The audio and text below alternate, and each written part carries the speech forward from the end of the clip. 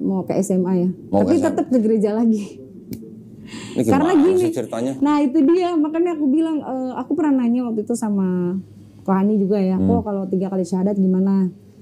Udah syahadat, ya itu dia kalau kita tuh perlu guru dan perlu pembimbing. Karena lingkungan aku nggak Cece. Oh Cece, nah, Cece. Namanya siapa? Namanya Tessa Abigail. Tessa? Abigail. Abigail. Yes. Oh, gua kalau dengar Abigail jadi inget cerita Bible. Oh, itu dia. Tahu lu Abigail? Oh, tahu.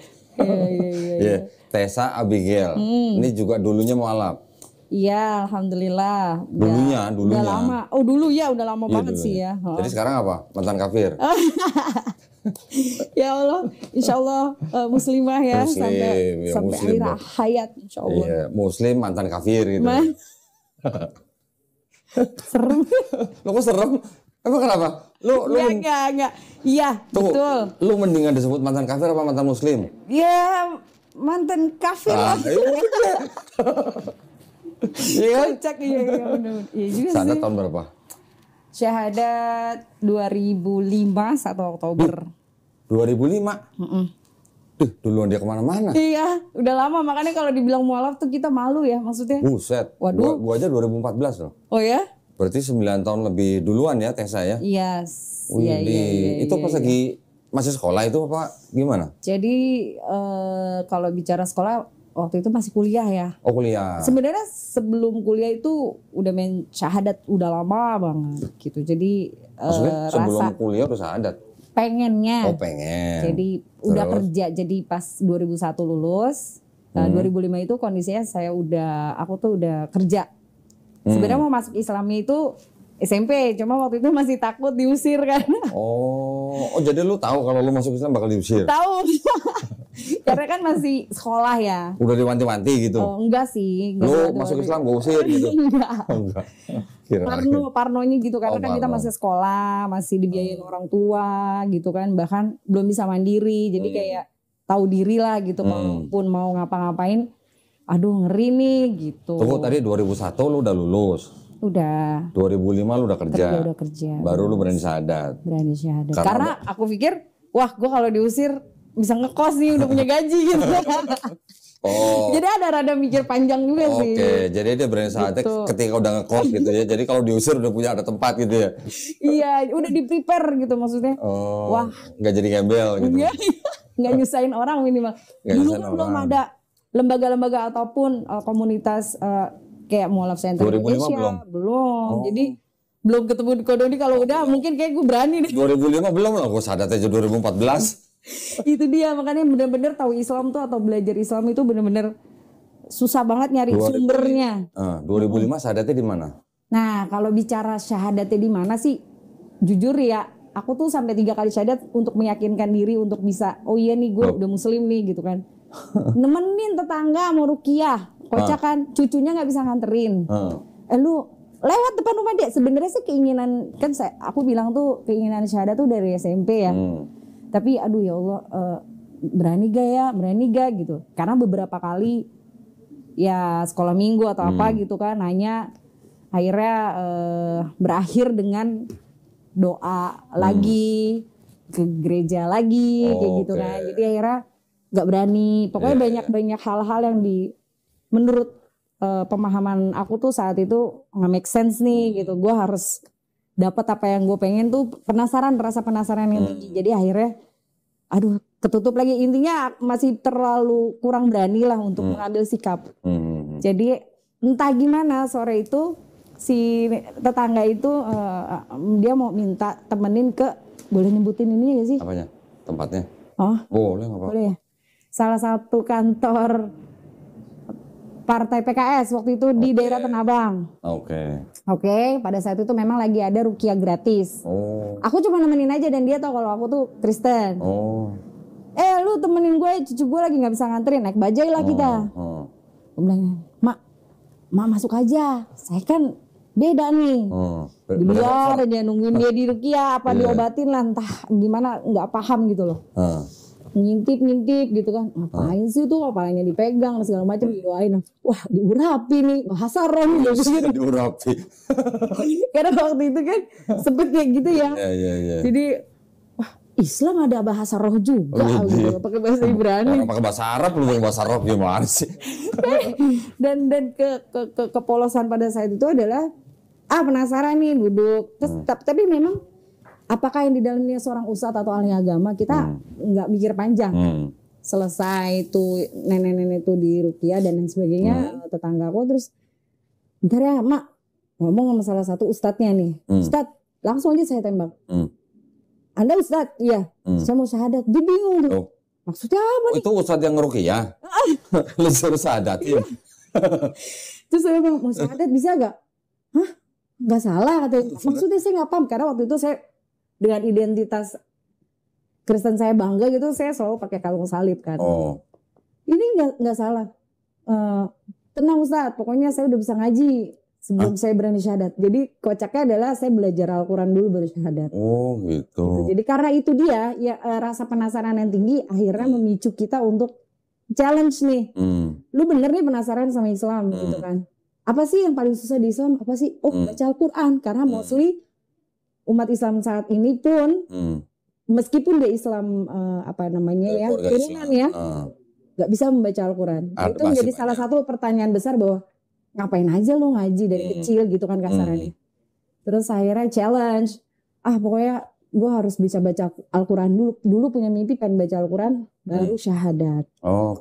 Gitu. Lalu belajarnya sama siapa baca Al-Qurannya? Panjang nih ceritanya nih. Ntar dulu. Kalau gitu ntar dulu. Larinya kemana dulu nih? Ntar dulu. Ini beda. Iya, ntar dulu. Nah, dari awal aja deh. Nah, gue pengen tahu, lu dari keluarga apa? Kalau bisa bicara keluarga, kita multi ya. Multi etnis. Papa Chosen, mama Papa apa? Chosen, keturunan Tionghoa. Chosen, terus? Pribumi biasa. Mama Kristen, papa Kristen. Oh, mamanya memang asli pribumi dan Kristen. Iya, karena orang Betawi. Yes, gitu. Jadi kalau papa keturunan Tionghoa. Iya, maksudnya suku apa? Hokkien. Ke. Oke. Saya apa? Ke, aku Cho. Berarti lu saya Cho. Dewa judi. Iya, tahu. Berarti lu saya Cho. Cho Tianhua. Cho Tianhua. Bunga yang baru bermekar. Kalau sekarang bunganya udah gak mekar lagi ya. Bunga bangke dulu mekar. Oke. Terus lu anak keberapa dari berapa saudara? Kalau bicara anak sih, aku posisinya 4 dari 3 bersaudara yang beda ayah ya. 4 dari 3 saudara gimana sih? Anak keempat 4 saudara maksudnya? 4 saudara dari... anak keempat dari 4 saudara dong. Iya benar. So anak keempat dari 3 saudara. Berarti anak pungut tuh kalau gitu. Iya maksudnya 4 ke 4 gitu ya. Gue nervous sih kan. Grogi. Iya benar itu. Berarti anak bungsu. Iya tapi kita beda ayah ya. Oh beda ayah. Nah itu dia, makanya kalau dari segi ayah satu kandung, aku tunggal. Oke. Nggak, terus dulu orang tua kerjanya apa? Boleh disebut? Ya boleh, kenapa nggak boleh? GKI. GKI di mana? Ketapang bukan? Bukan. Perniagaan. Salib 3. Jadi memang dari kecil udah dibaptis di sana, kegiatan beribadah di sana, pokoknya anak Tuhan banget lah. Takut gitu deh. Kecilnya juga sekolah Kristen. Berarti udah dibaptis juga? Udah, karena memang dari kecil sekolah Kristen dan punya cita-cita pada saat itu pengen jadi pendeta. Widih. Terus nggak kesampaian? Kesampaiannya di Om pendeta. Om jadi pendeta? Iya. Bokap bukan pendeta? Bukan, tapi keluarga papa tuh memang suka bangun gereja. Oh, suka bangun gereja? Iya. Ada berapa gereja yang udah dibangun? Nggak tahu. Jadi kalau nggak boleh, kayak misalnya tanah keluarga nih gitu. Dibikin gereja? Biasanya ada beberapa di daerah Puncak, Bogor. Oh, iya. Gitu. Tapi memang ya seperti itulah. Jadi taat banget. Terus taat pada perpuluhan nggak? Selalu. Selalu. Bahkan aktif ya. Aku tuh. Makanya itu dia nggak pernah menyangka bisa akhirnya berani untuk bersyahadat kan. Tapi bokap bukan pendeta? Bukan. Oke. Bukan pendeta. Majelis? Penatua. Ya majelis sama penatua mungkin sama kali ya. Sama, Beda-beda tapi istilah di ya, beda gereja kali ya. kepengurusan aja ya. Iya. Oh, Sama posisi tempat duduk ya, dia paling depan gitu. kalau penatua pasti paling depan. Yes. Iya. Karena sudah tua-tua kayaknya. Iya. Jadi yang penatua memang harus tua gitu. Iya. Ini bokap nyokap masih ada? Alhamdulillah masih. Dua-dua masih ada ya? Masih. Saudara ada yang ngikutin masuk Islam? Nggak ada. Nggak ada. Nah, Karena sekarang aku kan tunggal. oh dari papa. Iya. Tapi kalau yang dari mama? Nggak ada. Mereka Muslim. Karena ayahnya memang Muslim. Oke. Oh, Nah jadi kan jadi bingung complicated. dari mama, mama waktu itu pernah nikah sama suami yang Muslim. Yes. Mamanya nggak ikut Muslim. Bisa di skip ya. Oke.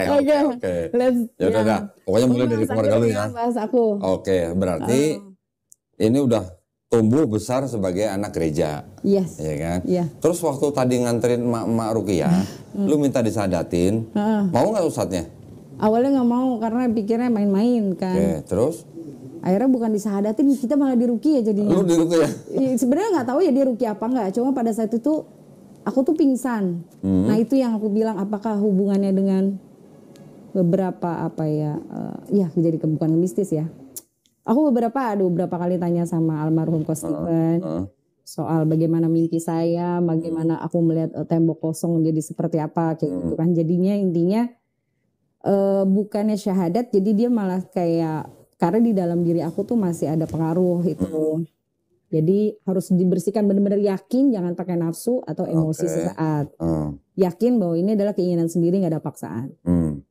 Nah, pokoknya singkat cerita, alhamdulillah syahadat. Tapi setelah syahadat aku masih ke gereja lagi karena ya itu nggak ada yang bimbing, nggak kayak sekarang kan kita belajar Islam ada YouTube, ada apalah ya, banyak media yang bisa mendukung itu. Bahkan dulu tuh kita bingung, udah syahadat kita ngapain karena nggak ada guru, memang blank karena memang pengen tahu dan aku tuh harus memeluk agama yang intinya yang aku yakini bahwa Islam lah yang paling benar gitu. Tapi gue pengen tahu dulu nih Tes, waktu pertama-tama lu pengen masuk Islam karena apa? Pertama kali ya? Iya, pertama kali. Iya, itulah beruntungnya aku tuh tinggal di daerah padat penduduk yang nggak jauh dari masjid. Oke. Biasa dengar azan sehari 5 kali, biasa dengar pada saat masjid itu ada kegiatan maulid, aku biasa dengar berjanji dan lain sebagainya. Hal itu yang jadi bikin, ya ini umat Islam gak ada kerjaannya udah berisik 5 kali sehari gitu kan. Tapi justru itu dia yang mungkin pepatah bilang kita gak boleh terlalu benci ya. Jadi akhirnya cinta. Asik gitu. Benci jadi cinta. Asik. Nah dia akhirnya aku kayak, aduh ini gengges banget sih kalau kata anak sekarang kan berisik banget gitu. Tapi ada satu ketika dimana kalau denger takbiran itu aku nangis. Even kita nggak tahu tuh artinya apa kan. Gitu? Iya. Sampai satu ketika aku beraniin ikut takbiran keliling. Kalau zaman dulu tuh kita naik truk. Umur di berapa atas lu beduk. Gituan? SMP kan udah dibilang. Dari SMP tuh udah curious soal Islam tuh udah. Anak SMP cewek. Aku tuh tomboy banget tuh. Jadi kayak Buset. orang tua nyari mana nih anak gitu kan. Anak masjid aku sogok. Awas bilang emak gue gitu. Aku ngumpet di beduk intinya biar gimana aku mau ikut takbiran. Buset. Gitu. Jadi sampai mereka pernah aku bayarin satu-satu, lu mau nggak ke gereja gue mau pakai AC enak, gue bayarin 1.000 ikut ke gereja. Satu orang? Iya. Banyak duit tuh. yang penting aku bisa membawa mereka dalam keselamatan. Gitu. Masih SMP itu? Iya. Buset, SMP udah jadi penginjil.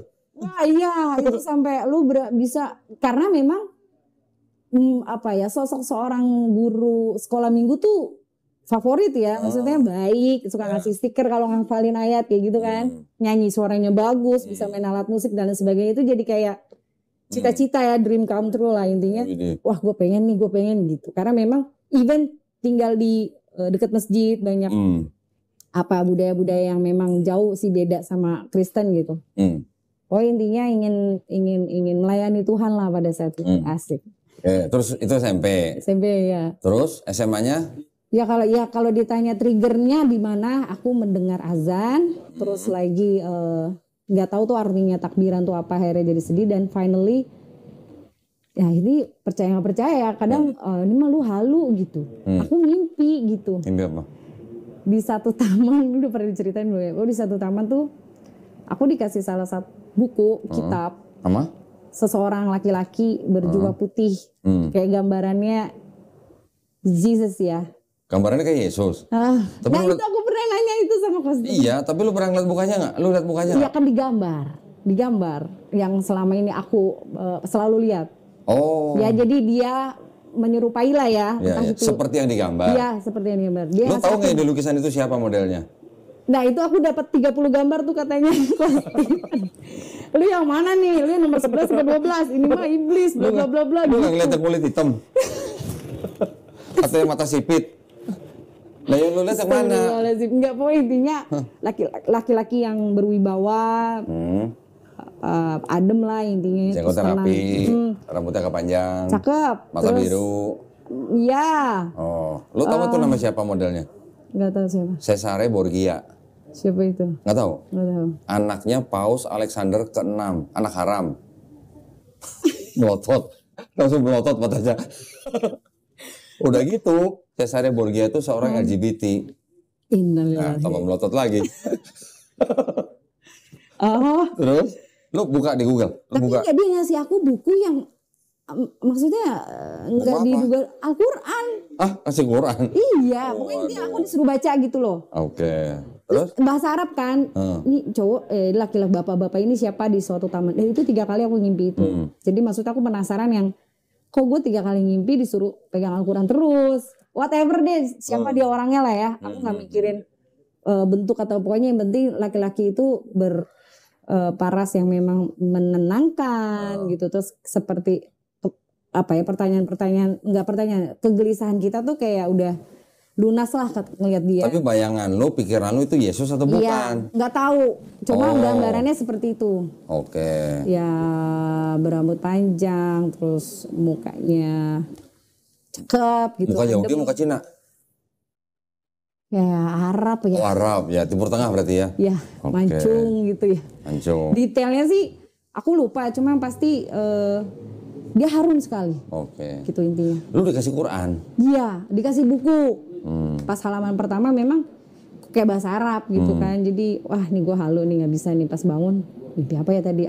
Bodo amat. Berapa kali ngimpi? 3 kali? 3 kali. Oh, terus? Sampai akhirnya aku ngelihat buku yang memang karena rumah deket masjid, penasaran dong.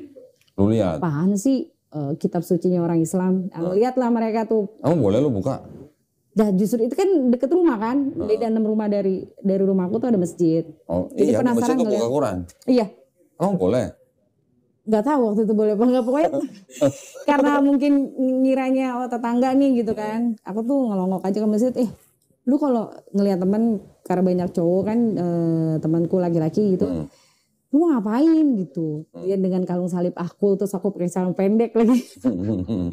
Ibu-ibu ngapain sih itu mandi, itu wudu. Oh, Nah itu tuh dari situ sempat ke trigger gitu. Terus oke. wudu, masuk rumah wudu, terus aku pakai sendal, buka sendalnya kotor.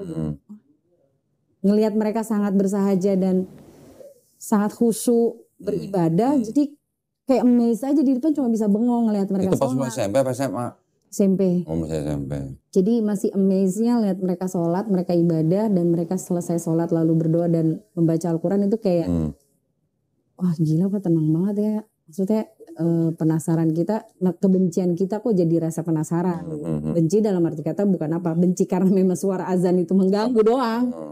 Gitu. Jadi akhirnya datanglah ada lemari gitu, terus aku ambil, ternyata apa yang aku lihat benar itu Al-Quran. Itu yang lu lihat di mimpi? Iya. Ah, bener? Iya Al-Quran. Jadi Terus? aku gak tahu artinya apa, aku cuma bilang ke teman, ada salah satu teman aku sampai sekarang ya, mungkin kalau dia tahu ya, makasih banyak, dia ngajarin aku Ya dari mudah-mudahan nonton nih temen lu. Ikro 1 sampai Ikro 6. Dia ngajarin? Ngajarin selama 2 minggu. Di Anak STM, cowok cewek? cowok. Ngajarinnya di mana? Ngajarinnya di pinggir kali.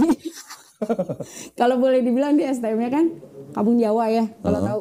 Mau tawuran gak jadi gara-gara ngajarin aku ngaji. Serius? Serius. Widih. Lu mau ngapain? Gue mau tawuran. Di tas nih CR nih. Ribetnya. Terus? 1 lembar aja ya. Enggak, pokoknya Padahal mau intinya. tawuran tuh, padahal mau tawuran. Lu jangan tawuran dulu dah. Pokoknya sehari aku tuh. Itu anak SMA udah bawa pedang belum itu?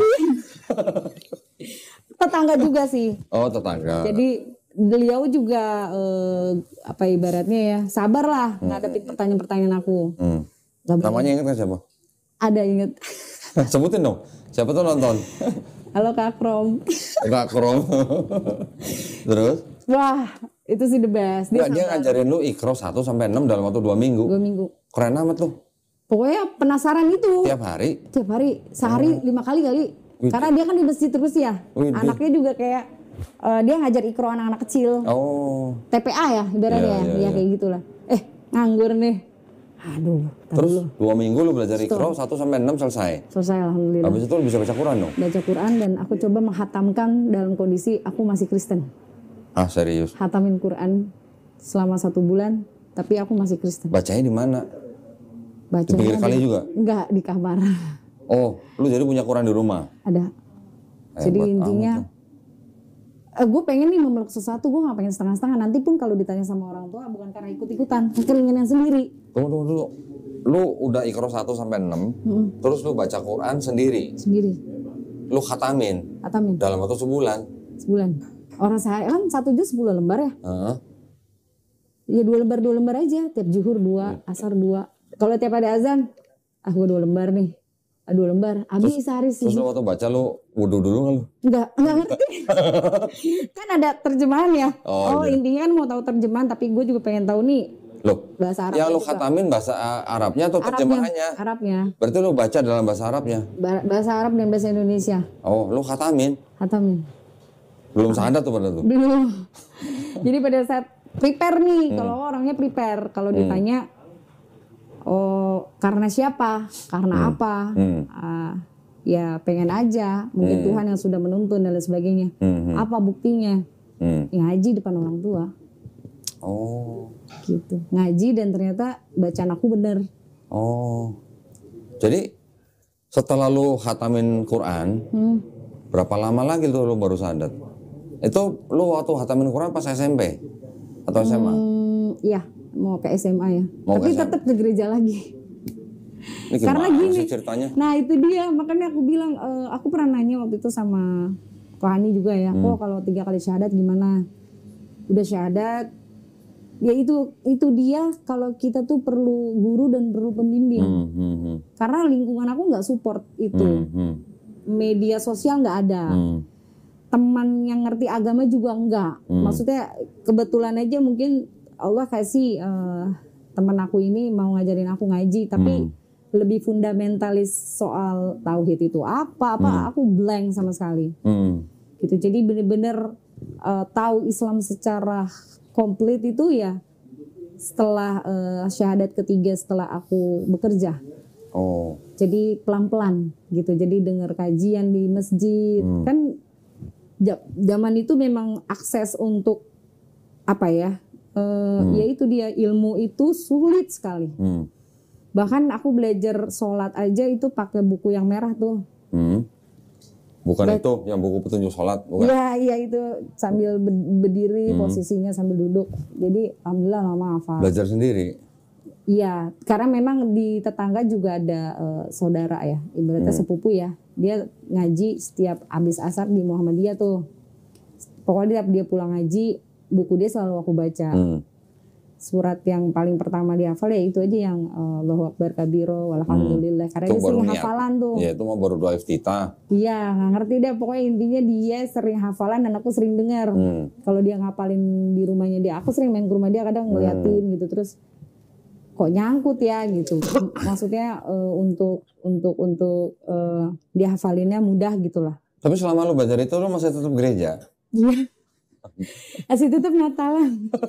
Itu dia. Makanya tuh kayak apa sih nih? Makanya kan aku bilang aku tuh nggak menarik kisah yang jadi labil gitu. Kalau ditanya secara fundamentalis apa? Karena timelinenya beda-beda nih, SMP, SMA, A sampai kerja, sampai detik ini pun kalau ketemu tetangga atau saudara ngeliat aku udah berhijab sebenarnya. Lu yakin lu gak ke gereja lagi? Jadi kayak ya Allah, iya emang gue dulu salah beli itu ya gitu kan. Karena dia tahu bahwa nih habis syahadat nih, wah terus wah bangga gitu, terus kasih tahu teman. Udah syahadat masih gereja lagi. Lu mau kemana mama lu? ke gereja. Ya. Kita jadi kayak, aduh ya Allah. Makanya Lu ke gereja tuh karena kemauan lu sendiri atau ngikut enggak orang disuruh. tua? Hah? Takut disuruh. Disuruh orang tua. Oh. Tapi memang ya itu dia ada rasa apa ya? Takut bersalah. Kayak mengkhianati gak sih? Mengkhianati. Ya kan yang dibilang lu tuh kayak gak bener-bener udah stegi gitu kan. Tunggu lah.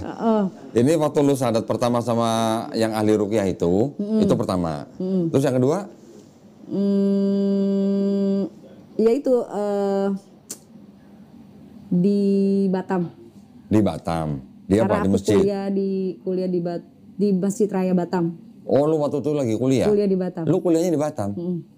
Terus pas lagi kuliah lu syahadat di Masjid Raya di Batam? Masjid Raya Batam waktu itu, aduh Ustaznya siapa lupa namanya. Pokoknya Agim waktu itu punya pesantren di sana.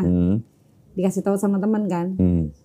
Lu di Masjid Raya Batam aja, Batam Center. Ditemenin sama 2 sahabat aku cewek, teman kuliah juga. Udah tuh syahadat. Pulanglah ke Jakarta, namanya kita kan libur kuliah gitu kan, 3 bulan sekali pulang. Libur ke Jakarta, ke gereja lagi, balik ke Batam. Gue masih di Jakarta, gue ke gereja lagi. Itu sah gak sih Islamnya? Itu yang aku bilang pentingnya ada guru, pentingnya kita berteman sama orang-orang soleh ya. Bener loh, itu nggak punya pegangan sama sekali. Jadi ya udahlah, yang penting gue percaya Nabi Muhammad utusan Allah, yang penting gue percaya Allah gitu. Waktu lu ke gereja, itu lu gimana? Rasa lu tuh lagi berdoa sama siapa? Bapak, ya Allah. Ya Allah. Terus enggak belakangnya? Sih. Nangis sih, lebih ke nangis. Sempat ada transisi di mana gue nggak mau punya agama, dia bikin pusing gitu. Sempat mikir, gue ateis aja apa ya? Gitu. Kalau ateis kayak gue nggak menyakiti siapapun. Gitu mikirnya. Makanya kalau ditanya bagaimana kita mengimani suatu agama sebenarnya apa ya? Itu dia perjalanan hidup orang, kita nggak ada yang tahu. Spiritual aku tuh berantakan karena nggak ada yang nuntun. Enggak, tapi lu udah nekat bersyahadat. Harusnya kan lu bersyahadat itu kan paling tidak dengan. Kayaknya penasaran doang lah waktu itu kayaknya ya. Lu berarti nggak dengan pengetahuan? Pengetahuan sih. Okay. Lebih ke aku kan nggak mungkin cerita juga, maksudnya kan Ko Doni juga lebih expert dibandingin aku ya. Ya, maksudnya lebih ke pemahaman aku pada saat itu adalah aku ingin menyembah Tuhan yang memang tidak berbapa, tidak beribu, dan yang pasti aku nggak bisa gambarin secara visual. At least bahkan pada saat itu aku berpikiran bahwa gue nggak pengen nyembah anaknya nih, gue mau nyala langsung ke bapak gitu. Ternyata versi Islam adalah yang memang tidak harus divisualisasi dan lain sebagainya, dan Nabi Muhammad itu hanya manusia biasa gitu. Jadi itu wah ini kayaknya make sense gitu. Waktu lu libur kuliah Jakarta, lu ke gereja lagi tuh lu disuruh atau lu mau sendiri?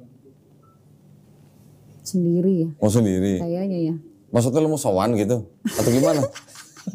Enggak, di Batam pun aktif sama tapi bukan GKI, GPIB. Karena memang banyak orang Manado ya di sana ya. Gitu, terus aktif kegiatan di gereja di Batam.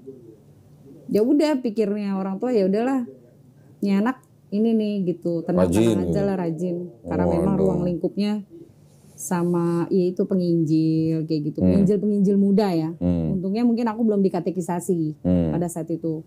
Tapi lu hampir udah dibaptis waktu di Jakarta. Kecil kan? Kecil. Beda kan ya? Kalau baptis kecil sama katekisasi kan beda. Beda, katekisasi mah cuma pendalaman iman. Iya, terus ya itulah aktif kayak ikut retret kan dulu ya. Terus dan sebagainya retret gitu. Masih inget ya gue retret. Retret. Pesantren kilat gitu. Tahu. Iya. Ya pokoknya ya gitu deh, nggak ada yang menarik. Maksudnya aku aja bingung tuh kalau ditanya lu kenapa Islam ya? Apa ya? Udah jalannya begitu. Oke, itu kedua. Di Batam. Iya. Terus yang ketiga? Ketiganya mana ya? Acara kapan ya? Pokoknya make sure tuh gue harus syahadat lagi nih, nggak bisa begini nih. Habis lulus deh, pas mau kerja. Setelah lulus kuliah? Iya. Nah itu baru berani bilang, itu kayak the final. Itu di Batam juga? Jakarta, pas udah lulus kuliah, aku mau prepare kerja. siap-siap nih. Wah, Bismillah deh. Gambling nih. Gambling. Ngekos nih gue nih kayaknya nih gitu mikirnya. Terus waktu apa lu yang kedua nih, lu mau syahadat yang ketiga di Jakarta, itu nyokap udah tahu? Udah, alhamdulillah. Sebelum syahadat apa setelah syahadat yang ketiga? Setelah syahadat ketiga. Di mana? Di rumah. Di rumah siapa? Di rumah. Aku masih tinggal sama orang tua kan. Jadi habis subuh baru berani ngomong. Udah syahadat? Yang Udah. ketiga? Iya. Sama siapa syahadatnya? Yang ketiga itu aku ceritain di mana? Batam. Nah, yang di Batam kan kedua. Yang kedua. Yang ketiga di rumah. Yang ketiganya itu di masjid rumah. Oh, dekat rumah. Oke. Terus setelah subuh? Lu waktu subuh ke masjid nyokap tahu nggak tuh? Nggak tahu. Kan kita sholat di kamar. Hah? Sholatnya di kamar. Oh, lu sholat subuhnya di kamar, nggak ke masjid. Tapi lu syahadatnya di masjid. Iya. Sehari sebelumnya? Salah satu ustadz, beliau juga kenal sama ibu kan. Mereka sebenarnya takut juga. Oke. Ketar-ketirnya adalah, aduh jangan sampai nih kita ke bawah-bawah, padahal anaknya sendiri yang mau. Oke. Nggak, lu syahadat di masjidnya itu sehari sebelum lu ngasih tahu nyokap atau? Iya, sehari sebelum. Setelah lu syahadat, besokannya lu sholat subuh di rumah, baru lu ngasih tahu. Iya. Waktu lu ngasih tahu, nyokap nggak masalah? Nggak masalah. Alhamdulillah, Allah kasih kemudahan, beliau nerima, ikhlas. Yang penting kalau kamu pindah, kamu jalanin yang benar, yang baik, jangan ikut-ikutan. Kalau memang dalam Islam itu suruh sholat, ya sholat. Kalau suruh tutup aurat, ya tutup aurat. Gitu. Jadi apapun segala konsekuensi kamu yang tahu karena kamu udah dewasa, sudah besar. Gitu. Itu lo udah selesai kuliah? Sudah, posisinya udah kerja. Oh malah udah kerja? Malah udah kerja. Jadi aku tuh doa terus, ya Allah kasih kemudahan, kasih kelancaran. Jangan ada kendala, jangan menyakiti hati orang tua terutama kan. Kita tetap biar gimana pun jangan merasa diri ini selalu paling benar gitu. Walaupun memang benar gitu. Selama itu. Jadi bukan salah agamanya atau apa kitanya gitu loh. Jadi makanya kenapa Allah kasih kemudahan dan Allah jawab tuh. Sampai detik ini bahkan beliau kalau aku nggak sholat dia selalu reminder. Malah gitu? Iya, udah azan nih, nggak sholat gitu. Widih. Alhamdulillah ya, Masya Allah ya. Bokap tahu? Tahu. Bahkan malam Natal pun beliau mau ke gereja dianterin sama suami. Siapa? Suami aku, Bang Wangji. Oh, tapi kan itu waktu ngasih tahu nyokap kan belum married. Oh iya, sekarang udah married. Nggak, waktu lu pertama ngasih tahu nyokap hari itu, bokap tahu hari itu juga. Iya. Terus nggak apa-apa? Nggak apa-apa. Oh iya. Asal ya itu dijalanin, jangan ikut-ikutan, jangan menodai satu agama, karena nanti akan buruk semua-muanya gitu.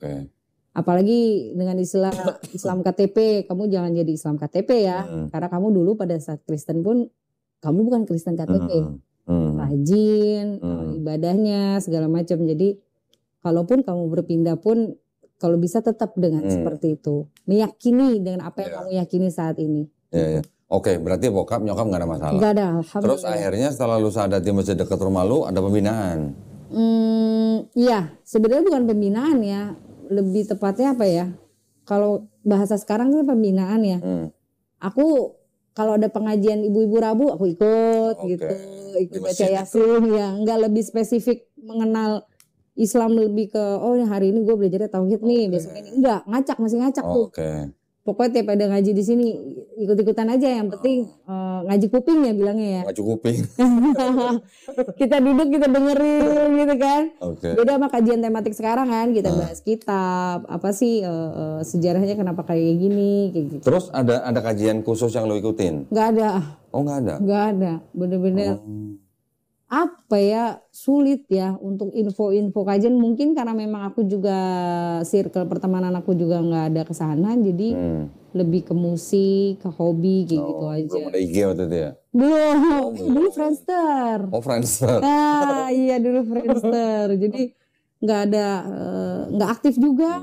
Aku tuh nggak terlalu aktif media sosial dulu. Handphone BlackBerry bisa apa sih? Iya kan? Jadi Asia Hidayah. Oh Asia.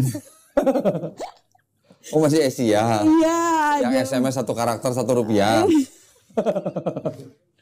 Jadi memang bener-bener apa ya, support sistemnya nggak ada ya. Berarti waktu itu lu udah kuliah, udah kerja, terus baru lu udah ngomong sama orang tua, alhamdulillah nggak ada masalah. Nggak ada masalah. Lu ngajinya ngaji kuping, terus lu kerja, merit berapa tahun setelah lu kerja? 2005 syahadat bener officially 2005. Itu 2005 tuh yang di masjid dekat rumah. Oke, terus habis itu? Nikahnya 2008. Oh, 3 tahun. 3 tahun terombang-ambing tuh. Sombong apa? Maksudnya Masuk nggak gereja ada. lagi? Enggak. Enggak.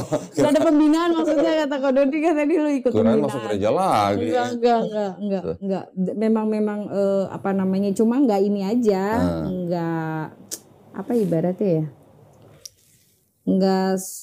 Bukan termasuk yang ini belum nutup hijab, pakai hijab enggak, belum. Sholat aja gitu, yang ngaji aja gitu. Terus berarti 2008 nikah. Iya. Sekarang kegiatannya apa? Nah, kegiatannya alhamdulillah aku aktif di kegiatan sosial. Gerakan hapus tato gratis. Ini berani hijrah baik. Oh, yes. Ini sama Wangki ya? Iya, yes. suami. Yang apa yang namanya juragan kerupuk itu ya? Kerupuk kulit. Juragan kerupuk kan? Iya, alhamdulillah. Alhamdulillah. Juragan kerupuk iya, tapi juga ngapus tato gratis. Gratis gitu. Ya, jadi buat teman-teman juga kalau ada yang mau hapus tato gratis, boleh daftar ke Tessa. Boleh bisa kita ada YouTube-nya juga kok. Ada YouTube-nya. Instagram, Facebook. Ada syaratnya? Syaratnya pertama terbuka untuk semua agama. Jadi semua agama boleh? Boleh. Oke, terus? Apapun agamanya, alhamdulillah insya Allah kita terbuka. Dan kedua, hafalan surat Ar-Rahman. Nah kalau yang bukan Islam gimana? Ya, jangan pakai hafalan nggak. Oke. Baca doa masing-masing aja. Masing-masing. Jadi walaupun dia doanya dalam nama Yesus nggak apa-apa? Nggak apa-apa. Satu tetap gratis? Gratis. Keren gitu. ya, Jadi hafalan surat Ar-Rahman untuk yang muslim 5 ayat. Ya kalaupun nggak bisa dihafal dibaca boleh.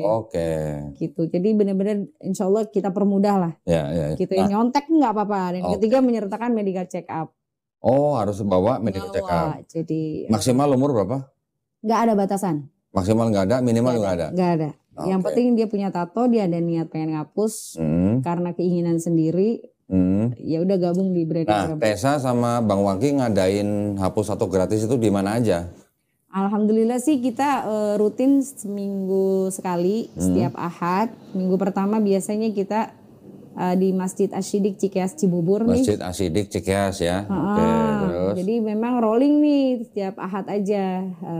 Minggu keduanya di Malang, Kota Malang, Masjid Saji, Jawa Timur. Minggu kedua. Terus?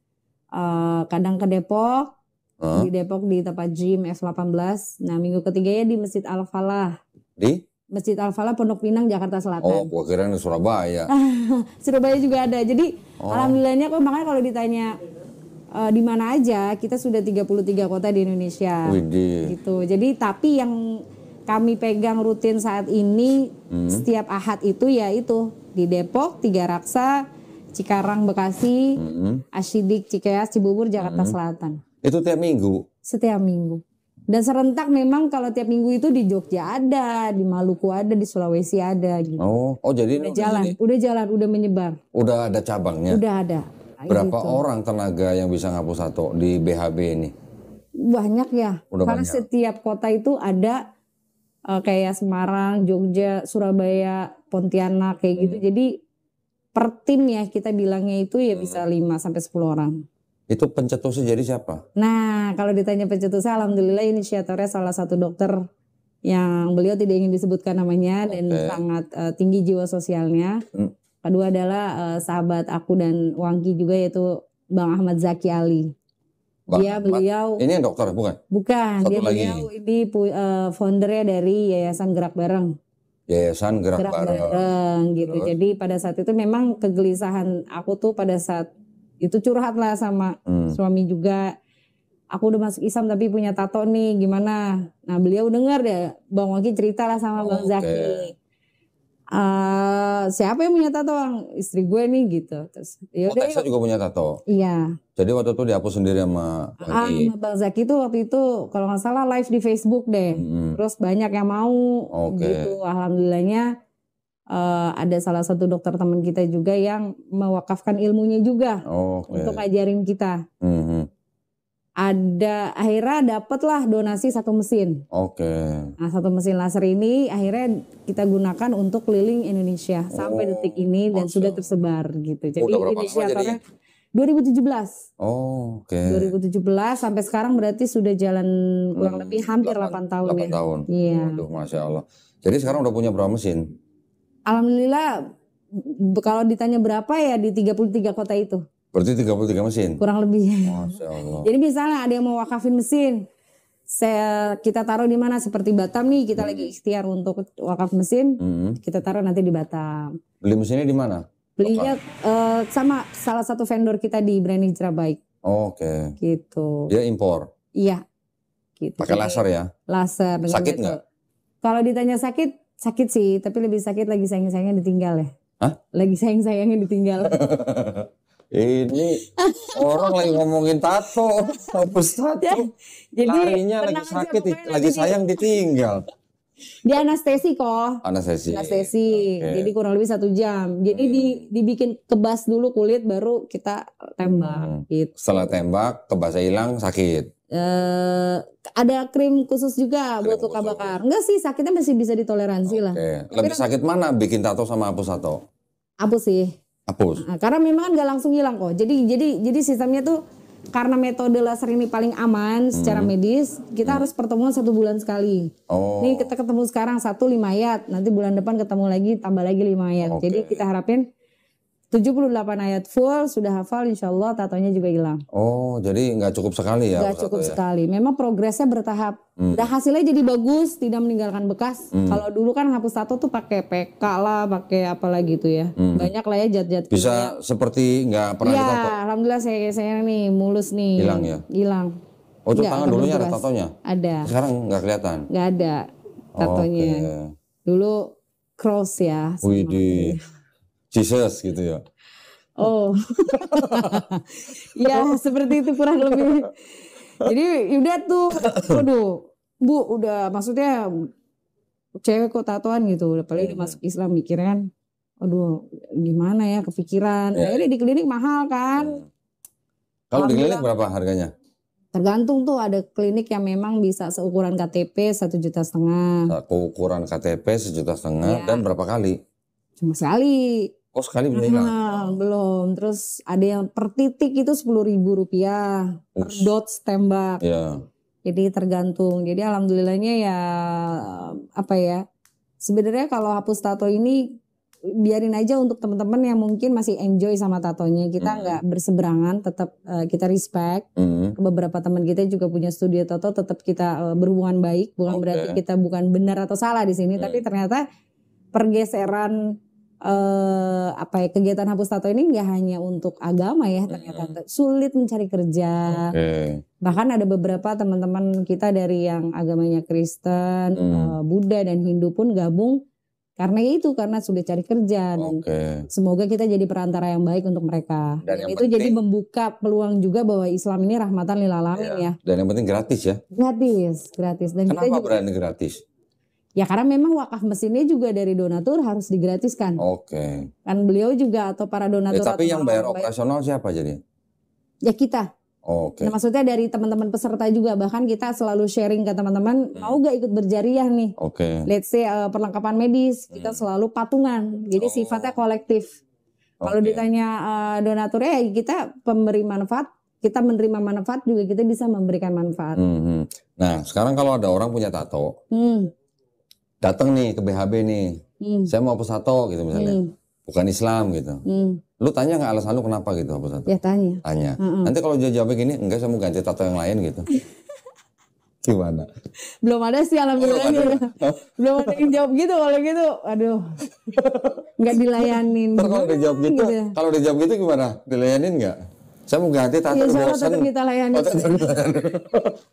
Walaupun hati dongkol gitu ya. Tapi gratis juga. gratis. Jadi sebenarnya apapun alasannya, mau itu karena gambarnya jelek atau karena nggak bisa lihat dia pasang tato apa nama ceweknya, ya maksudnya cinta mati gitulah. Putus sebenarnya. Kamu ganti nih udah dapet yang baru gitu, mau ganti. Boleh? Saya kenalin sama dokter yang bisa ngapus tato secara bayar ya. Gitu ya. Lebih baik kamu kesini aja deh ya gitu. Waduh. Kayak kamu lebih mampu. Belum pernah ya, belum pernah ya. Pernah Nah, sih. siap-siap Dan nanti mereka, kalau mereka juga kayaknya nggak ada yang jawab begitu, takut kayaknya. takut. Takut gak boleh nih gitu. Iya. Tapi kebanyakan sih jawabannya ya karena sulit dapat kerja Sulit sih. dapat kerja. Sulit dapat Ya. kerja. Kalau ada sih temen yang beberapa ya kayak gitu, bahkan peserta sendiri ya jadinya nih lu jangan kita bicara yang non muslim ya, yang Islam aja kadang kita suka kasih pertanyaan yang memang bahwa ntar kalau udah hilang lu mau gambar lagi atau gimana, kita tanya. Enggak sih Kak, aku tuh kan gini gitu. Alhamdulillahnya mereka sih tahu bahwa ini nggak main-main gitu kan. Mereka masih menghargai kita lah. Susah payah, sebulan. Mereka juga capek kayaknya. Iya. Bosen juga ketemu kita setahun 2 tahun. lu lagi gitu. Terus nambah lagi kan. Iya. Tapi alhamdulillah sih Allah jaga. Maksudnya itu dia yang terutama di Kodoni juga. As invite kita juga ngerasa ini platform yang besar. Semoga bisa jadi jalan kebaikan juga buat semua. Ya kan, bahwa ya jangan takut dengan iming-iming, aduh gue harus hafalan, karena mostly 80% mereka nggak bisa baca Al-Quran dan masih kita terima. Dan bahkan memang kegiatan kita selalu di masjid kok. Kalau di masjid kan itu banyak asatiz atau ustadz-ustadz yang bisa mensupport. Siapa nih yang nggak bisa ngaji, selalu kita list, ayo kita ngaji, belajar Iqra dari Iqra 1 sampai Iqra 6 dan lain sebagainya.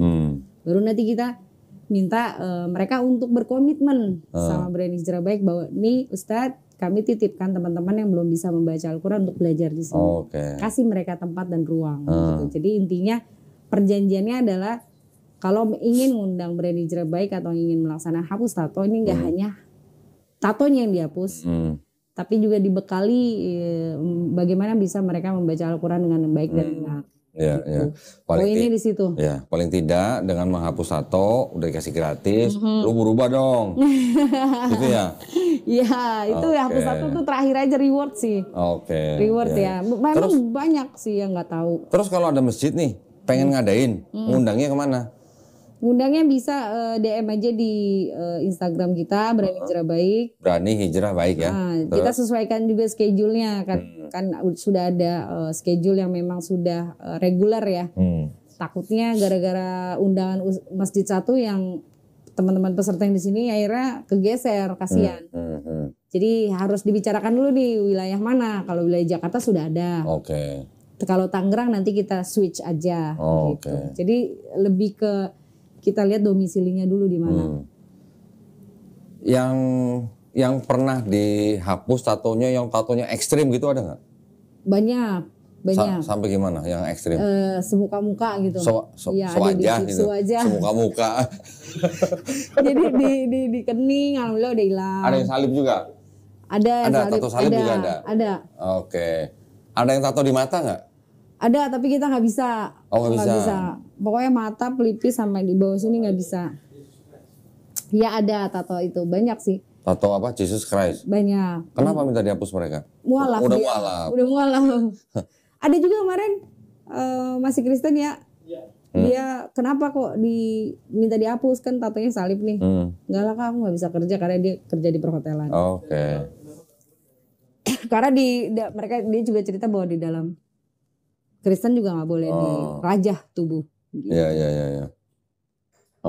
Menarik juga ya. Jadi hapus tato gratis, padahal kalau di klinik yang seukuran KTP aja paling nggak 1.500.000. Tuh. Nah, tapi kalau di klinik seukuran KTP sekali hapus bisa langsung hilang? Nggak bisa. Memang harus prosesnya pemudarannya bertahap. Minimal berapa kali? Taduh gatel ya. Itu bisa dipotong ya? Bisa di-cut kan? Yang mana? Lagi batuk. Yang apa? Minum dulu. Nervous nih masih. Elah dari tadi udah santai ini maksudnya. Astagfirullah. Bismillah. Jadi kalau bicara pemudaran itu tergantung kok. Karena setiap orang tuh jenis kulit berbeda, jenis tato berbeda. Ada yang tato gratis, ada yang tato bayar. Biasanya yang gratisan itu lebih mudah pudar karena tintanya kualitasnya nggak bagus ya. seperti rotring dan lain sebagainya. Tapi kalau yang dia berani bayar untuk studio tato dan mahal, kualitas tintanya itu keren, bagus. Jadi lebih susah dihapus. Lebih sulit karena kandungan tinta itu mempengaruhi apa ya, pemudaran. Kalau orang dulu tuh tatonya jelek-jelek ya gambarnya ya. Kalau anak sekarang kan bagus 3 dimensi lah segala macam. Itu sulit. Apalagi kalau yang kulitnya memang tergolong sensitif. Makanya kita selalu kita generalisir aja, anggaplah 20 kali pertemuan baru 20 kali baru hilang. Kebanyakan yang kita temui di lapangan seperti itu. Oke. Iya, saya sendiri aja 12 kali. Dalam arti kata berarti 1 tahun ya. Karena jaraknya harus 1 bulan 1 kali. Gitu. Jadi gak boleh memang setiap minggu. Gak boleh, bonyok nanti. Kulitnya malah rusak. Kami diajarin sama dokter seperti itu. Memang jaraknya kalau regenerasi kulit manusia itu 1 sampai 60 hari bahkan. Memang ada prosedur-prosedur yang memang selalu kita pakai.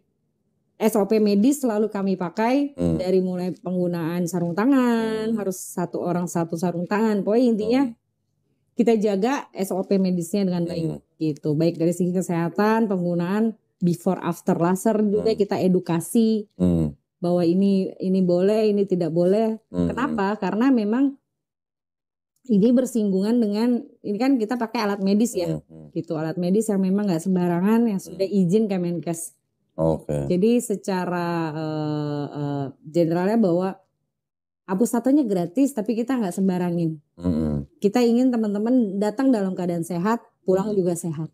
Tidak ada efek samping yang berkepanjangan sampai aduh gue bisa tato di sini kok meriang. Tato meriang apa? Meriang sih pasti ya, karena efeknya tuh pasti ada demam dikit. Tapi lebih ke biasa sembuh seminggu, recovery-nya ini bisa sebulan. Karena mungkin terindikasi punya gula darah yang tinggi, bisa jadi. Terus makanya kenapa kita minta 3 item medical tuh seperti VCT atau HIV, hepatitis C sama gula darah aja. Gitu. Karena untuk meminimalisir setelah laser itu ada efek berkepanjangan. Jadi nggak sembarangan juga ya? Nggak sembarangan. Jadi benar-benar kita perhatikan aspek kebersihan, aspek kesehatan. Bahkan kita selalu review bahwa nih setelah laser kalian demam nggak? Gitu. Kita ajarin bahwa nanti hari kesekian akan terasa gatal kulit, nggak boleh digaruk. Pokoknya intinya after laser itu benar-benar kita maintain bagaimana teman-teman punya kulit yang bagus. Dikasih obat salep gitu nggak? Iya. Dikasih. Seperti salep luka bakar yang terakhir. Makanya kita ajarin teman-teman untuk bisa bagaimana merawat kulit setelah laser. Itu aja sih. Jadi hasilnya nanti bagus. Kalaupun kadang mereka kok seperti melepun. Nah, sebelumnya akan kita edukasi bahwa nanti setelah laser akan seperti ini, seperti ini, seperti ini. Jadi mereka nggak kaget. Gitu. Jadi benar-benar apa ya? Itu dia yang kalau kata guru-guru kita kan banyak memberikan manfaat dan kita tinggalkan banyak kemudorotan ya. Karena ada yang bilang tuh hapus tatonya sakit, ntar menyiksa dan lain sebagainya. Lebih baik gak usah dihapus. Gak apa-apa, itu pilihan masing-masing. Kalau memang rasanya gak sanggup ya gak apa-apa gitu. Yang penting kalau lo tahu kita sudah bertobat, bukan. Tapi kalau memang oh ya deh mumpung gratis nih gue, dan kayaknya di kantor gue atau perusahaan gue nih nggak bisa nih gue punya tato, atau calon mertua, biasanya sih calon mertua. Yang paling sering kok bener nama mantan. Tuh kan bener kan? Bener, jadi padahal gue tadi cuma nebak doang. Ya kan, nama mantan Iwan, nikahnya sama Budi gitu misalkan. Nama mantan cowok atau ceweknya. Nama mantan Tuhannya juga bisa ya. masuk Pak Eko. Ya bisa jadi gitu. Jadi ya lebih fleksibel. Kalau dulu tuh khusus muslim aja. Tapi setelah kita tahu bahwa memang guru-guru kita kasih banyak masukan bahwa ini sebagai wadah bagaimana mereka menghilangkan Islamofobia ya. Bagaimana mereka melihat bahwa Islam ini bukan sesuatu yang perlu ditakuti. Apalagi masuk ke tempat ibadahnya yaitu masjid. Ada salah satu sahabat kita, Helen, dia kalau habis dari pulang ke gereja pasti ke masjid Al-Falah. Oh ya? Iya, dia Kristen Protestan. Oh gitu. Kita bersahabat baik. Jadi Kadang kalau saya belum pas dia datang, Helen kamu dari mana? Aku dari gereja, habis ibadah gitu. Sekarang hapus tato gitu. Oke. Ada di konten kita juga di Instagram, jadi bahwa dia ngasih tahu bahwa aku Kristen dan aku nyaman datang ke masjid untuk menghapus tato. Dan memang kegiatannya bukan di masjid, lebih tepatnya di aula ya. Oke. Enggak, emang di kalangan gereja gitu nggak ada yang melakukan kegiatan sama kayak Tessa gitu?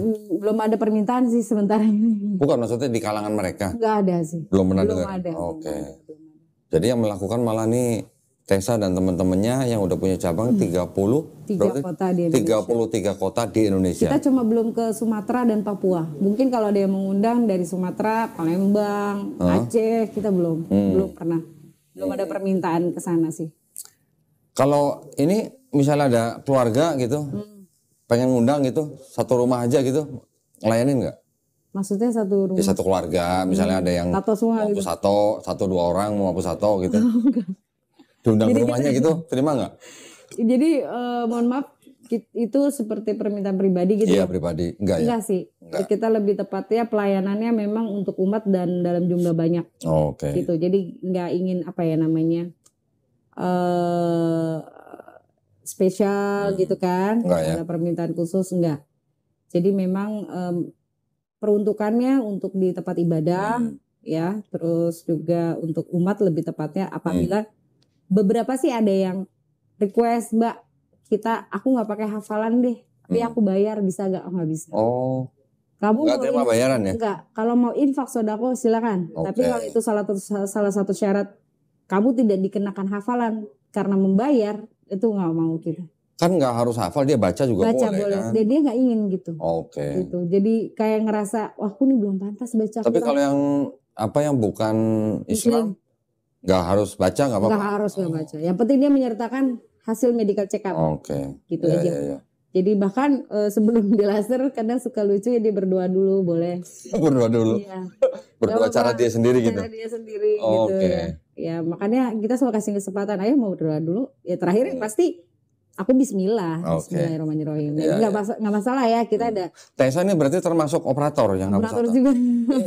Lu juga? Iya, kita ngelaser juga. Gitu. Keren. Jadi kalau selesai laser pasti kita bacain, aku pribadi bacain doa ya itu Allahumma rabbana azza wal ishfi untuk doa kesembuhan. Walaupun kamu Kristen, walaupun kamu Hindu atau Buddha, tapi ya ini sebagai doa aku. Tapi kalau kamu keberatan nggak apa-apa, aku nggak perlu doa. Iya Mbak, jangan pakai doa. Jadi gini, apa namanya, penghapusan tato di Berani Hijrah Baik ini tetap ada efek samping? Ada efek samping. Nggak ada efek ke depan? Maksudnya bagaimana? Ya kan hidayah samping. Ya ya ke samping. Nggak nyambung ya.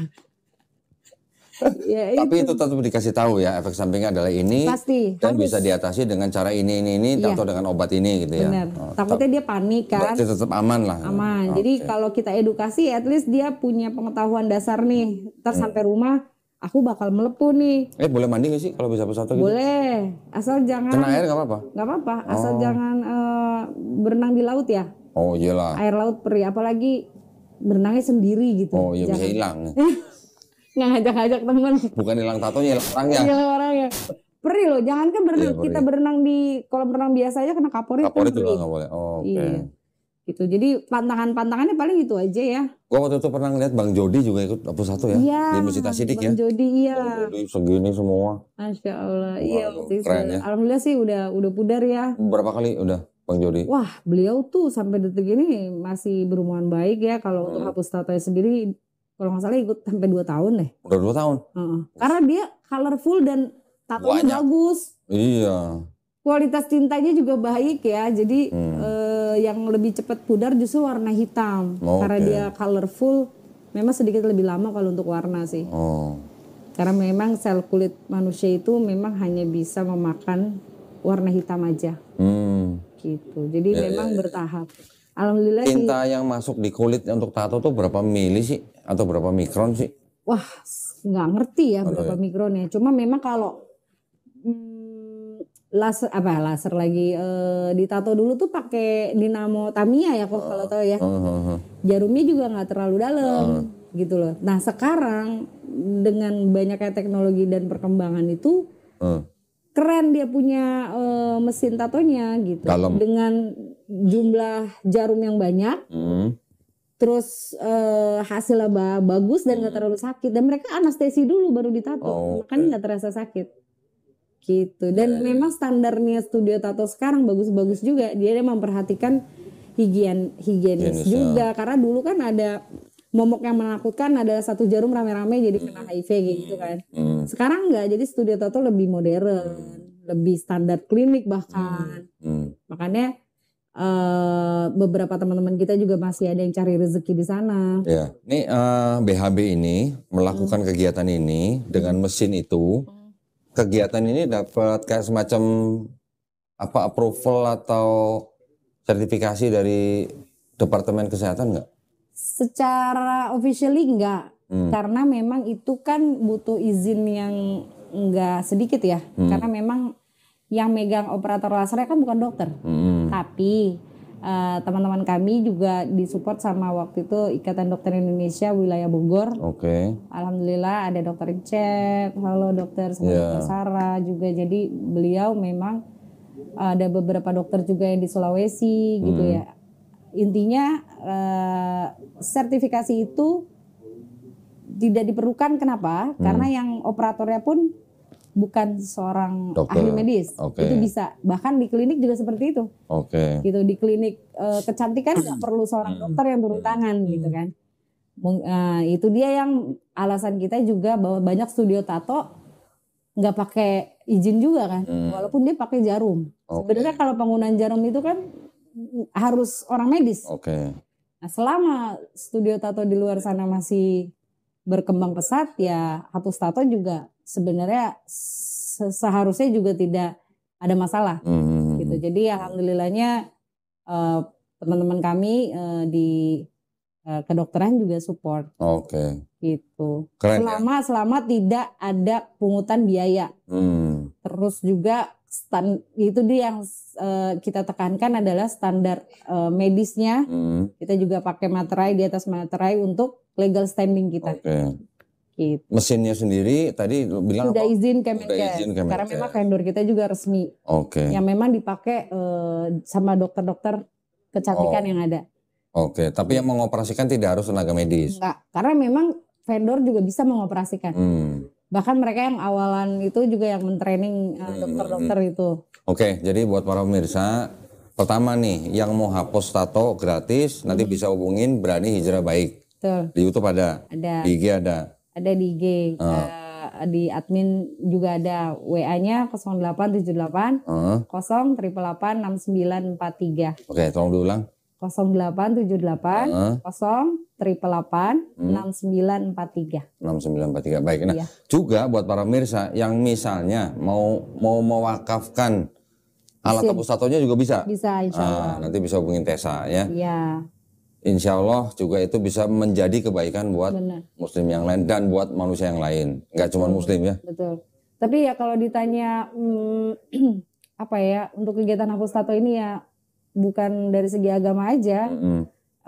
Saya mau ceritain satu kisah yang memang itu menjadi satu vitamin kita untuk tetap ada di jalan ini. Contoh beliau ini single parent, perempuan, anak 2. Nggak bisa cari kerja karena punya tato. Udah ikut sama kita kurang lebih 2 tahun. Beliau dulu kerjanya masih serabutan ya, karena memang belum bisa bekerja karena ada tato di kanan kiri. Singkat cerita, Allah izinkan lah tato itu hilang, pudar. Dia 1 bulan itu nggak datang, bulan berikutnya datang dengan membawa cake. Udah kerja. Dan dia ini suapan pertama buat Mbak Tessa karena saya diterima bekerja, dan itu menjadi satu kisah yang nggak bakal aku lupa. Kenapa ternyata ini memberikan pengharapan baru bagi orang banyak, bagi orang lain yang memang butuh mereka bisa berjuang dengan ujiannya masing-masing. Alhamdulillah sekarang saya udah bisa beli pampers Mbak Tessa, saya sudah beli susu dari pekerjaan saya. Jadi itu juga yang mendasari bahwa ya itu yang selalu kita ingat bahwa rahmat Allah itu sangat besar. Kesempatan Allah memberikan banyak. Kan kalau kita dakwah itu di dalam masjid isinya orang baik semua ya kok ya. Maksudnya bagaimana tata cara sholat dan sebagainya. Ternyata ini lebih dari sekedar gerakan hapus tato, tapi memberikan pengharapan baru bagi orang untuk bisa mencapai hidup yang lebih baik. Gitu. Dalam arti kata bukan berarti yang punya tato itu tidak baik ya, tapi lebih ke ternyata ada reason yang Allah berikan bahwa oh ini bisa menjadi satu jembatan untuk orang bisa kesempatan dapat kerja baru gitu kan. Ada kepercayaan diri di masyarakat, bagaimana dulu dilihatnya bahwa oh kayak perempuan nakal, tapi setelah tatonya muda, setelah belajar berhijab dan menghafal Al-Quran, Allah sendiri tuh yang merubah stigma negatif itu gitu kan. Jadi sebenarnya itu dia segala harapan dan kesempatan kita untuk bisa lebih baik ya. Jadi bukan hanya dari segi spiritual, tapi bagaimana kita bisa menjalani kehidupan ini gitu. Oke, keren ya. Saya sangat mendukung nih gerakan Berani Hijrah Baik nih. Ini kegiatan yang bermanfaat tidak hanya buat muslim tapi juga yang belum muslim ya. Ngomong-ngomong, ada nggak yang orang yang belum muslim datang hapus tato di Berani Hijrah Baik terus bersyahadat, ada nggak? Ada di Bali waktu itu. Di Bali. Ceritanya juga ada di YouTube. Beberapa sahabat atau saudara kita yang di Bali justru datang hapus tato langsung syahadat. Langsung syahadat. Itu banyaknya Masya Allah. warga negara asing ya. Oh malah orang asing. Iya. Dia ngeliat ya masjidnya apa nih? Oh kegiatan hapus tato. Memang mungkin dia pengen syahadat udah lama, tapi karena ada kesempatan ngeliat kita rame gitu, sekalian deh saya syahadat di sini, habis syahadat saya hapus tato.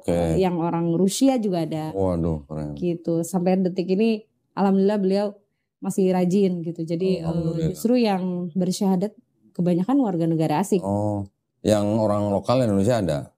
Belum ada sih. Oh, yang lokal belum ada? Belum ada. Baru yang kemarin sama kita itu orang Rusia, sama yang di Bali. Oke. Gitu. Ya, mudah-mudahan dengan kegiatan Berani Hijrah Baik ini, walaupun niatnya bukan untuk memualafkan siapa-siapa, niatnya hanya rahmatan lil alamin, ya. Siapa tahu nanti teman-teman yang belum muslim melihat begini, mendapat hidayah, menjemput hidayah, kita nggak bisa tolak, ya. Nah, ya kan hidayah hanya milik Allah, tidak ada paksaan dalam beragama. Cuma memang kita hanya hadirkan bahwa begitu banyak jalan kebaikan. Nah, dia bisa melihat jalan kebaikan itu dari Islam.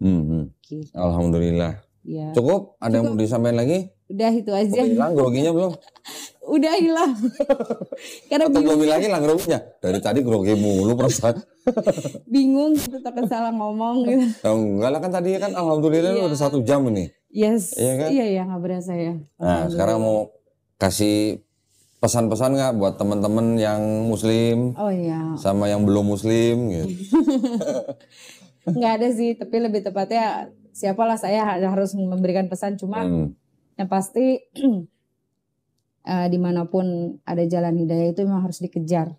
Ya, kita nggak bisa nunggu. Bahkan ada percikan-percikan hidayah itu justru kita harus notice nih, kok kayak gini ya. Nah makanya kenapa dan kita juga tidak boleh berbangga hati atau kepedean lah ya. Oh saya ini sekarang udah meluk Islam, saya ini sudah masuk Islam, saya sudah enggak.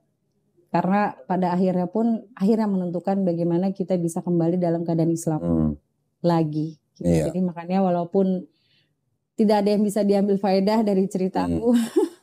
Enggak dong. Up and down. Ada. Yang gua ambil tahu nggak apa? Dari cerita Tessa. Iya. Ternyata hapus tato kan nggak cukup sekali. Betul kan? Poinnya hapus tato ya. Poinnya, ini mau masuk Islam aja nggak cukup sekali. Susah tahu, bener loh. Sampai 3 kali sadar. Ya itu dia, musuh terbesarmu adalah dirimu sendiri. Bagaimana meyakinkan nih udah bener apa enggak? Karena bukan kita bertransaksinya bukan sama manusia sih ya. Transaksinya sama Allah. Jadi kayak gini, percaya nggak percaya ya. Bener nih gue di Islam gitu. Jadi itu dia teman-teman. Kayak orang linglung. Karena Islam itu buat aku lebih ke bukan agama tapi the way of life. Nggak bisa main-main gitu kan. Jadi ini akhir hidup aku nih akan gimana gitu. Bener gak ini pilihan hidup terakhir aku? Jadi ya alhamdulillah sampai detik ini Allah pertemukan dengan Kodondi, dengan teman-teman di Walaf Center, Masya Allah. Itu saling support bagaimana kelabilan kita. Kelabilan. Jangan labil ya Allah. Kita jadi jangan pernah ngiri sama orang yang mensyahadatkan banyak orang. Banyak orang komen di channel saya, wah iri sama Ko Doni. Jangan ngiri sama saya. Ya, jangan ngiri sama saya. Ngirinya tuh sama orang yang bertakwa. Betul. Betul nggak? Benar. Dan kita punya peran masing-masing di dakwah. Ada yang peran di kristologi, ada yang peran hapus satu gratis, ada yang peran membina umat Islam di pedalaman, macam-macam. Ada yang berperan di bidang kemanusiaan. Semua punya peran masing-masing. Dan yang dilihat Allah Subhanahu Wa Taala itu bukan berapa banyak lu sadatin orang, seberapa besar lu bertakwa sama Allah. Istiqomah itu. Istiqomah. You know? Saya syahadat doang mah gampang ya. Sampai 3 kali. Cuma memang meyakinkan. Tapi udah 3 kali tuh akhirnya udah firm tuh ya, udah yakin bener tuh ya. Yakin. Ya, kalau orang mungkin ada cerita ya, gue sempat ke agama lain dulu kan, semua agama dicobain dulu yang kayak gitu kan. Kalau aku tetep gitu, istiqomah di situ lagi gitu. Istiqomah. Sadat ke gereja, udah sadat ke gereja. Tapi yang ketiga enggak ya? Yang ketiga enggak? Enggak. Tapi waktu yang terakhir sadat itu ada lu pamit nggak ke gereja? Enggak sih. Cuma lebih ke yaudah fix gitu. Ini udah terakhir nih. Beneran gitu. gitu. Beneran nih gitu. Karena lu nggak gereja nyari juga kan. Lu nggak gereja nyari pendeta ya Pak? Om Pak Pendeta saya pamit ya gitu enggak? Enggak. Masih baik. Oh, masih baik. Alhamdulillah. Ya, alhamdulillah ya. Maksudnya ya berhubungan baik. Ya kita nggak boleh berubah dong. Justru dalam keadaan kita sudah masuk Islam kita harus lebih baik. Harus lebih baik 2 kali lipat. Betul. Gitu loh. Oh, dia abis masuk Islam berubah ya jadi sombong, nggak pernah negur, enggak, justru makin erat. Iya, betul. Iya kan, halo Bapak, apa kabar? Gitu, sehat terus, gitu kan. Masih nyembah Yesus Pak, gitu. Iya, tapi doa orang tua itu benar ya. Semoga kamu tetap menjadi anak Tuhan. Alhamdulillah kan, Allah. Itu ya tetap. kan? Tetap. Cuman istilahnya kita nggak pakai aja. Iya, nggak pakai istilahnya. Tetap melayani Tuhan. Iya. Melayani betul. umat. Iya, benar. Jadi ya sebenarnya permainan bahasa aja. Kalau nggak boleh terlalu diinin juga sih. Kalau aku pribadi ya udah amin. Semua yang baik-baik aja. Amin. Tapi gini. Ya ini sedikit ya. Ini cuma sedikit supaya kita jangan gampang ikut-ikutan. Di Quran pernah nggak ada istilah anak Allah, kemudian Bapak, Allah disebut Bapak, Nabi disebut anak Allah, ada nggak? Nggak ada. Kenapa kira-kira? Kenapa? Karena kalau ada istilah Bapak, ada istilah anak, orang nanti bisa condong atau cenderung menganggap anak juga punya sifat ilahi. Gitu. Iya. Makanya di Quran nggak ada istilah